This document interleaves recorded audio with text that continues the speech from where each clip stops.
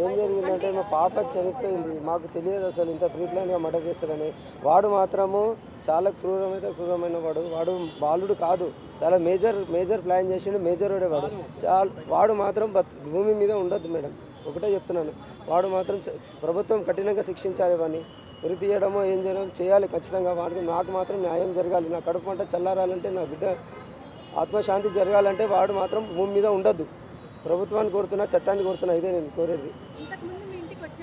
ఇంతకుముందు అంటే నా కొడుకు వాడితో క్రికెట్ ఆడేటోడు, అంటే పెద్దవాడే, సేమ్ స్కూల్ వాడు, నా కొడుకు వాడు సేమ్ స్కూలు.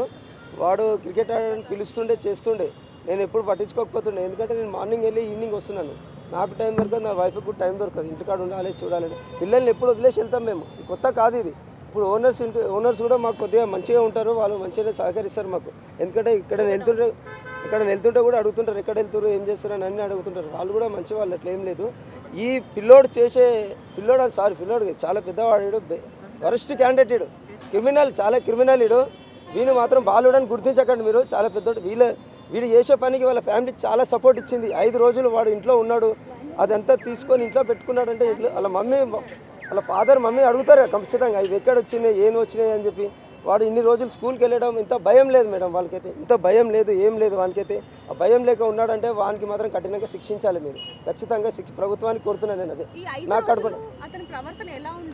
ఇంత భయం లేదు వాడికి. పోలీస్ వాళ్ళనే చుక్కలు చూపించిందంటే వాడికి ఇంత భయం లేదు. భయం లేని క్యాండిడేట్ని అసలు ఉంచొద్దు భూమి మీద.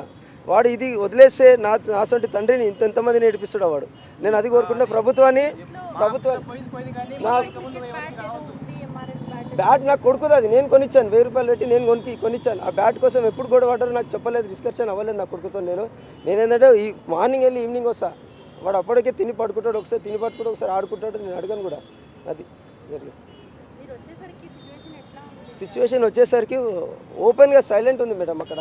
నేను 12:30, 12:50, 12:40, 12:45కి వచ్చిన. కింద చూసిన, మా పాపని పిలిచిన, పలకలేదు. బయటకొని గొల్లెమున్నది.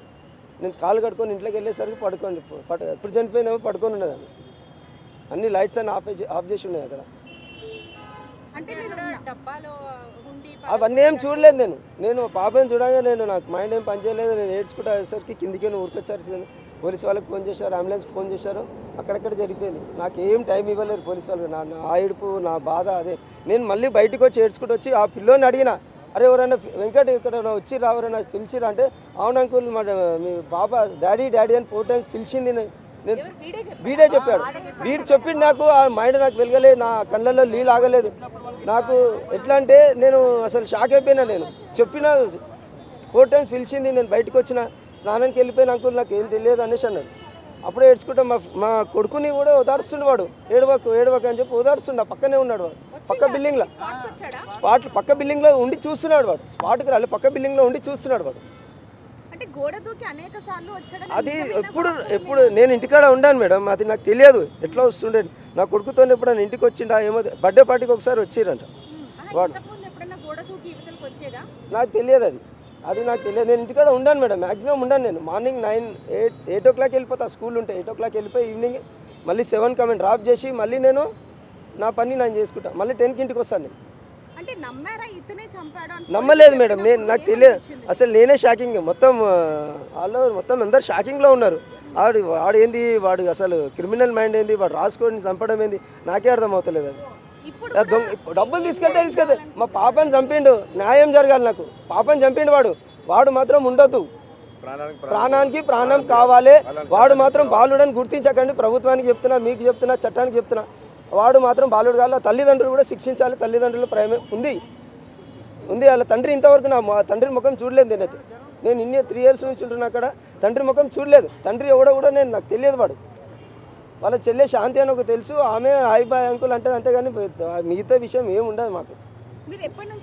3 years అయిపోతుంది. 3 years అవుతుంది. నేను కొత్తగా వెళ్ళినప్పుడు మా అబ్బాయి కూడా వెళ్ళేవాడు కాదు. ఏం చేసావు ఈ మధ్య 1 year నుంచి క్రికెట్ ఆడడం కొద్దిగా పెరిగాడు. అప్పుడు చిన్నోడు ఉండే, హైట్ అయ్యిండు కాబట్టి పెరిగిండు. వాడు ఆడడం స్టార్ట్ చేసిండు తప్ప ఇంకేం లేదు అక్కడ. క్రికెట్ ఆడే టైంలో కాకుండా మామూలుగా అతని ప్రవర్తన ఎలా ఉండేది? నేను గమనిస్తేనే కదా మేడం, నేను ఉంటే ఇంటికాడ ఉంటే నాకు తెలుస్తుంది అన్ని.